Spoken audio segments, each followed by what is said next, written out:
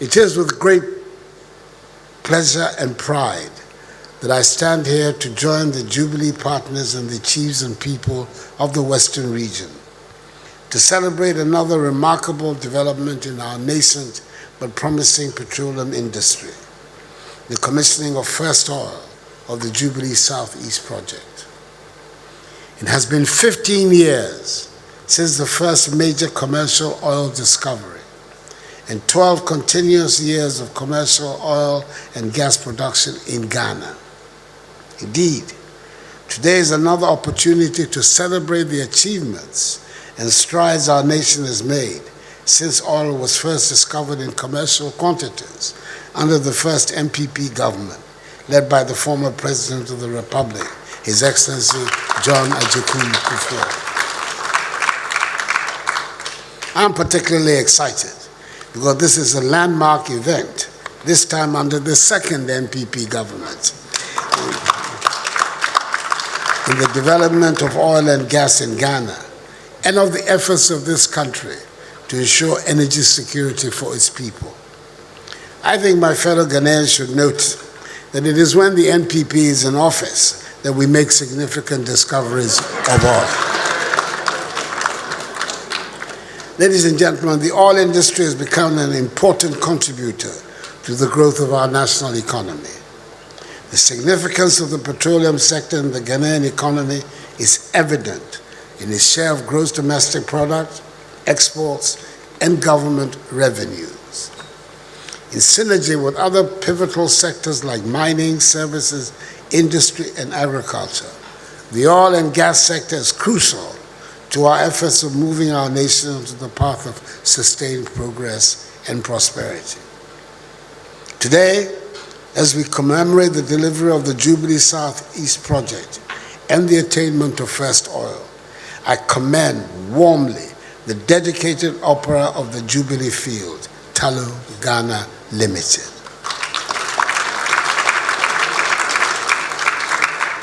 Tulor, in collaboration with its partners, the Ghana National Petroleum Company, Cosmos Energy, Jubilee Oil Holdings Limited, and Petro SA, has shown exceptional commitment in making this achievement possible. It is truly a moment of joy for us all, a testament to what collaboration and strategic partnerships can do. The success of the Southeast project aligns with the broader Jubilee Field Plan, aimed at bolstering gross production from the field's eastern side. With a collective investment of some $1 billion United States dollars, our target of maintaining production above 100,000 barrels of oil per day from this field by year end is well within reach. With some 300 million barrels of oil estimated within the Jubilee field, this triumph augments our confidence in other prospects across the nation. Notably, the triumph of the JCE project reinforces my government's determination to encourage further investments from our partners in the 10-field project.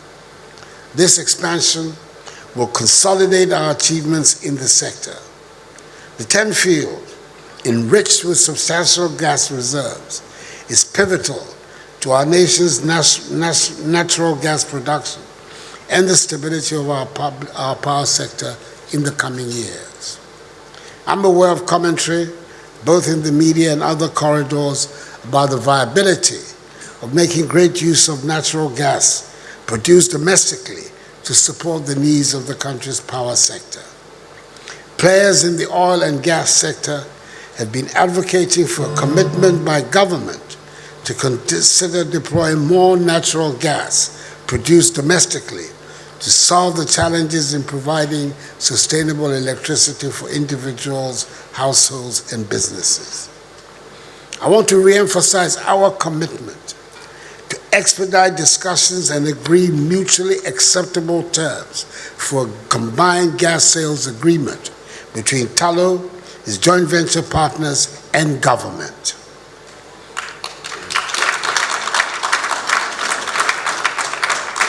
This step will pave the way for heightened success and revenue generation in the sector, fostering the use of natural gas for domestic purposes, and the creation of allied industries.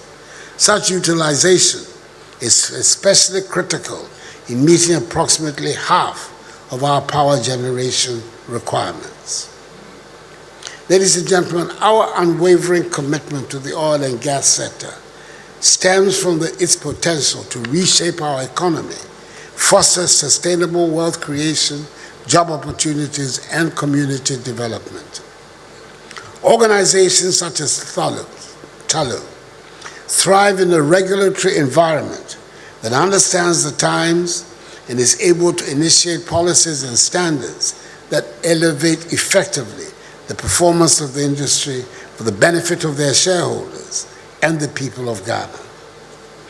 Government's policy intention is that Ghana should not only be the recipient of direct revenues from upstream petroleum operations, but also create value through local participation.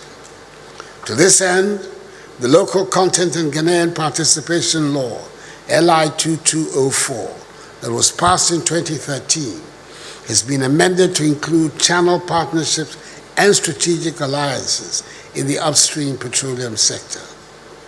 Our position of local content is not just about supplying ancillary services to the sector, but also having a stake in the resources as well.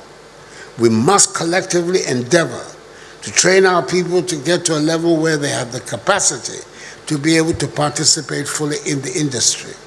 And our position is to strengthen all training vehicles in the various industries of the energy sector, like the Accelerated Oil and Gas Capacity Building Program, to ensure that Ghanaians have the relevant certification to become competitive and play a fuller role in the industry.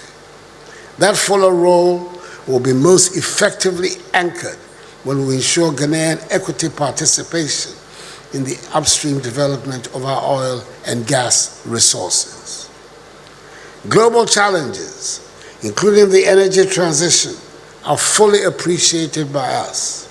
With Ghana being a signatory to the Paris Agreement, of which the second president of the Fourth Republic, His Excellency John Agyekum Kufuor, was a co-chair of its deliberations, and other international conventions, which require the country to reduce her carbon dioxide emission levels, it has become imperative for Ghana to develop plans and strategies towards the creation of a net zero energy sector.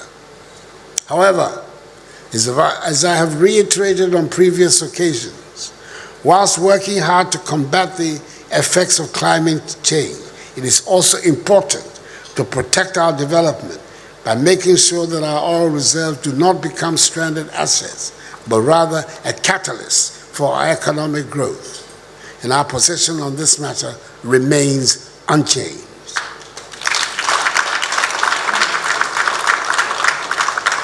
Ladies and gentlemen, our country, Ghana, has everything going for it as a destination for investment.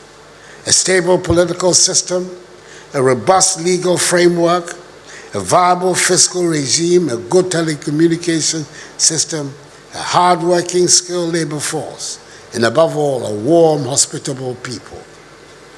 I wish to assure the investor community of our continued support to ensure that their investments are safe in law and in fact, and that they're able to flourish in our country within the context of our relevant laws.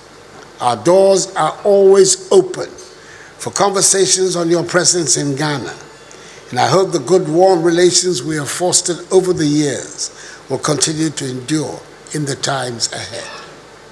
The achievements we celebrate today make me proud and will cement the strides that we have made to position Ghana as a symbol of transformation and hope on the African continent. Let us continue to build upon this foundation. And I end by thanking Tulor and his leadership for making it possible for me to have a most fascinating experience today in being able to tour the FPSO Kwame Nkrumah. I want to thank you very much again.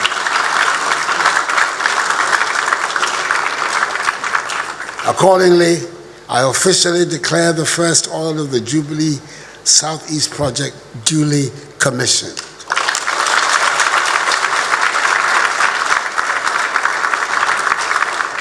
May God bless us all in our homeland, Ghana, and make her great and strong.